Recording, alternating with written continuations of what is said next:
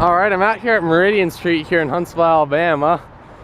A westbound just come through earlier, though I didn't catch him because I was at an auto salvage right up the road looking for car parts. So it's a bit of a long story. Well, not really too long. I was just looking for a couple parts to replace some bodywork parts that had been missing on my car for a while. But no trains are coming, so I can't really record I don't think I'll be able to catch a train here because there's no trains that way and one that's that way. I don't know if it's meaning anything at Elko.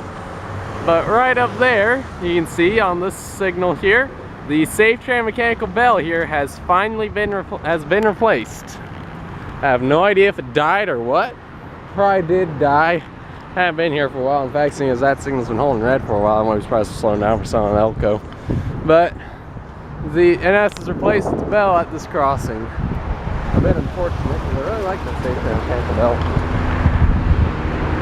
And I'm probably going to go around to the other crossings, see if there's been any changes to them. So hopefully NS hasn't gone to decide to just upgrade all the mechanical bells on the Memphis East.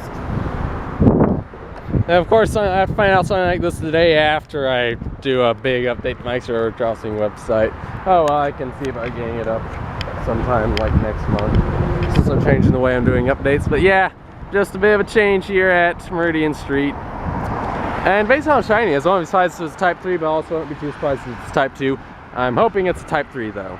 Over and out.